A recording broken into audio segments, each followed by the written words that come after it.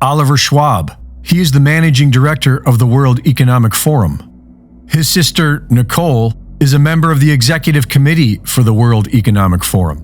In July of 2021, she said that COVID was a huge opportunity to have their Great Reset. I see it as a tremendous opportunity to have this great reset and to use this huge flows, of money, to use the increased levers that policymakers have today in a way that was not possible before. Their father, Klaus Schwab, is the founder of the World Economic Forum.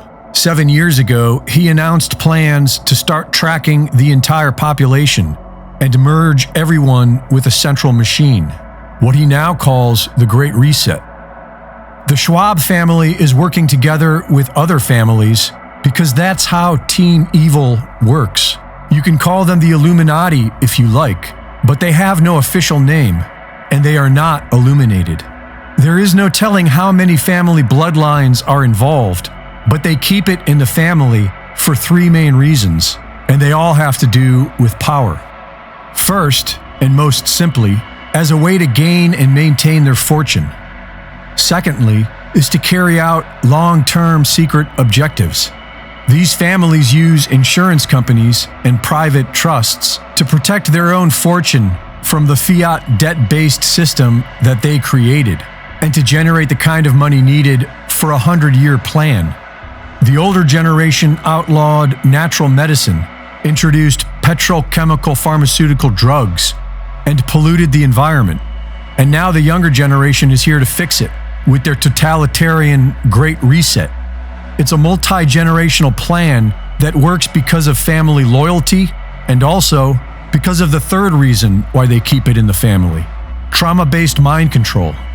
Most victims of the CIA's trauma-based mind control program, MK-Ultra, have come from families with a history of child abuse, because multi-generational child abuse makes a child more susceptible to mind control.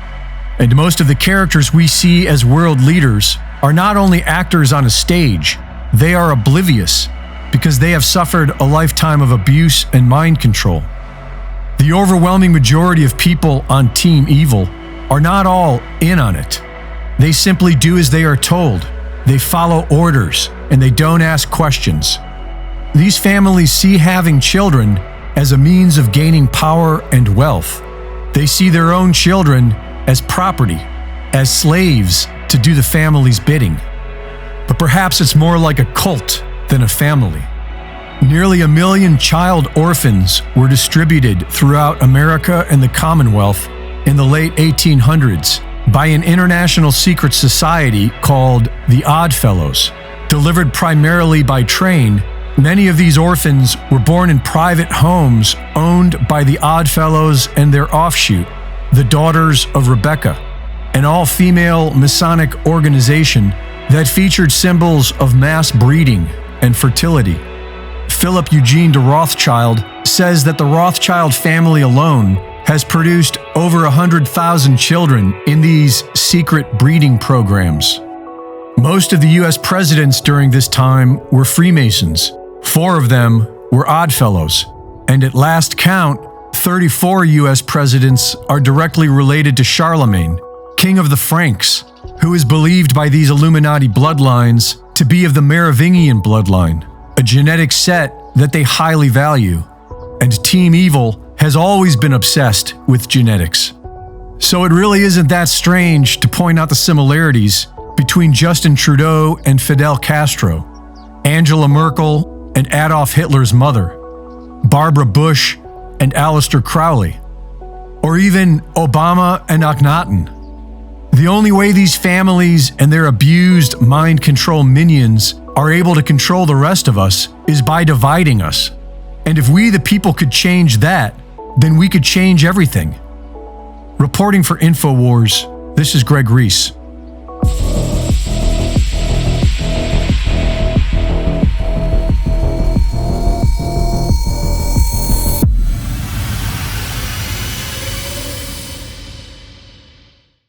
Thank you for watching the latest Greg Reese Report. Be sure to go to reesereport.com to see my latest videos, sign up for my free newsletter, and subscribe for exclusive content.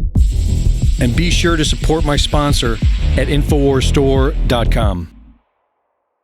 In the early 1900s, certain companies were off-gassing highly toxic fluoride gases into the atmosphere. The surrounding communities began to get sick. Laws were enacted to compel these corporations to install scrubbers to convert these gases into fluorosilicic acid, still highly toxic but containable.